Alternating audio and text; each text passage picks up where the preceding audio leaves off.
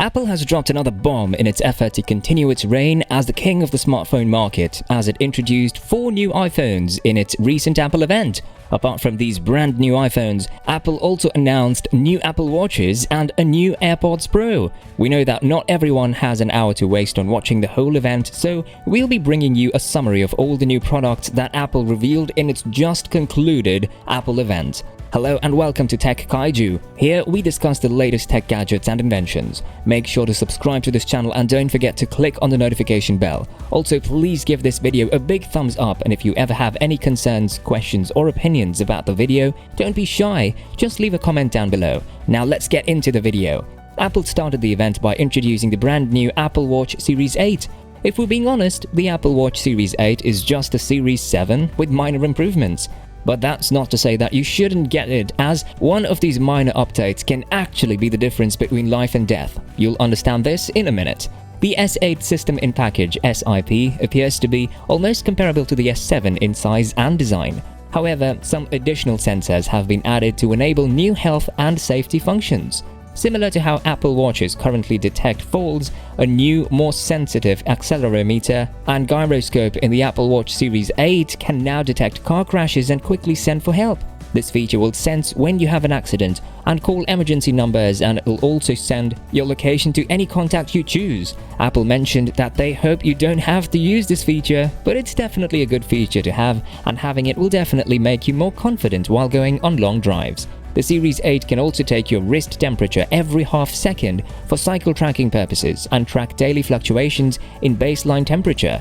Ovulation can be detected by the biphasic shift, which can be seen in cyclical patterns. All cycle data, according to Apple, is end-to-end encrypted on the device and in the iCloud, and is only available with a passcode or a biometric ID, making it impossible for even Apple to access it.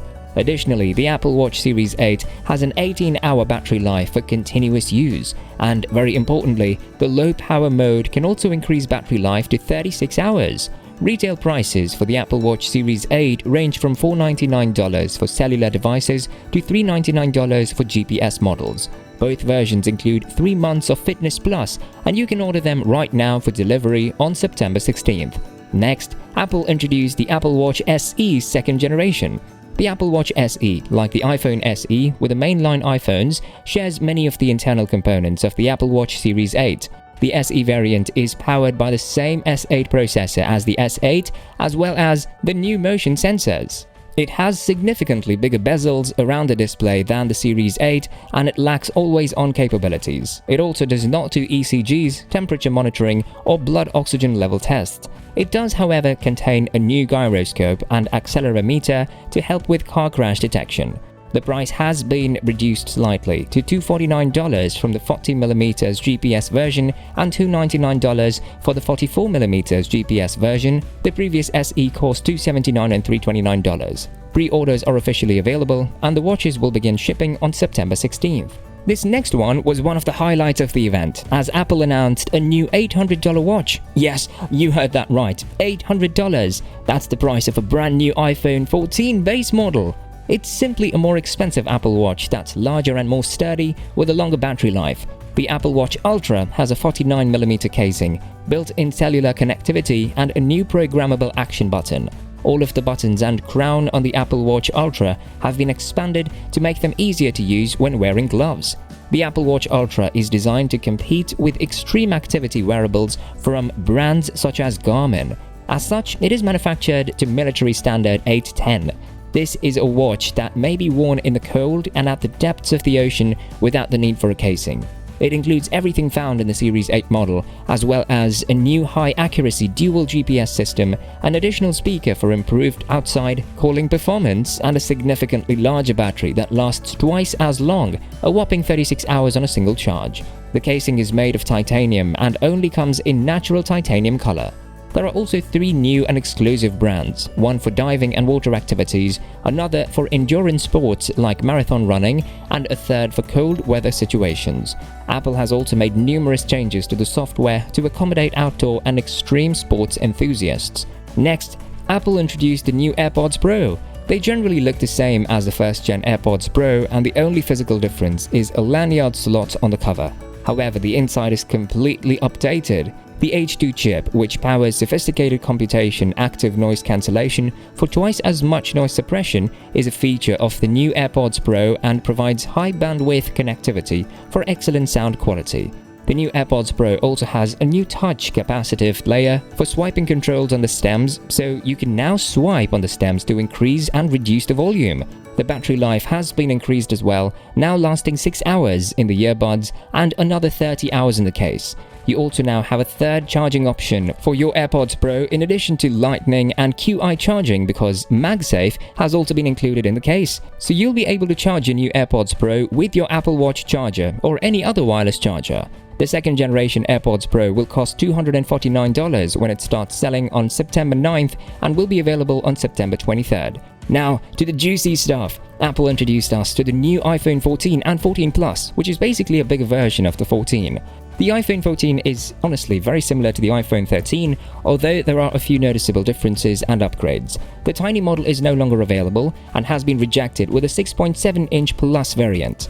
They borrowed several features from the iPhone 13 Pro models, such as the A15 processor and the same 5-core GPU present in the iPhone 13 Pro, as well as the bigger wide camera sensor with f1.5 aperture. The front-facing camera now sports an f1.9 aperture and autofocus, which should improve low-light selfies. A new algorithm is being used to process photos. Apple calls it the photonic engine, which preserves better information in low light from all of the phone's cameras. And according to Apple, these new phones offer a longer battery life than the iPhone 13. In a very weird twist, the iPhone 14 totally abandons traditional SIM cards in favor of eSIM for its US models. So if you buy this new phone, you won't be able to just slot your SIM card to it. The positive of this move, however, is that you can have more than one eSIM registered on your device. The iPhone 14, like the new Apple Watch models, has crash detection, and thanks to new satellite connectivity, you'll be able to send out an emergency SOS via satellite even when there is no internet connection or network. This is definitely the most impressive update this year. The emergency satellite service will be available in November, and it will be free for the first 2 years with the iPhone 14, but Apple has not stated how much it will cost after that. The iPhone 14 costs $799, while the iPhone 14 Plus costs $899.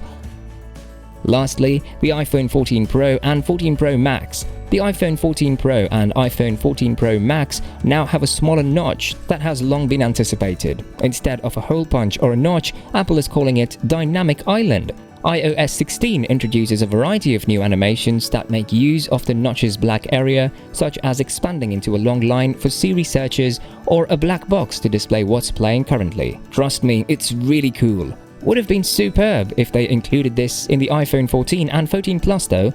Aside from the new Dynamic Island, the 6.1 and 6.7-inch screens on the iPhone 14 Pro and Pro Max now have reduced bezels, a peak 2000 nit brightness, and a minimum 1 Hz refresh rate. It also has the first iPhone with an always-on display. A new A16 Bionic chip, which has roughly 16 billion transistors and was constructed using a 4nm technology, is also available for the iPhone 14 Pro and Pro Max. 6 CPU cores are present on the device, including 2 high-performance cores that consume 20% less power and 4 efficiency cores that consume 1/3 of the power of rival chips.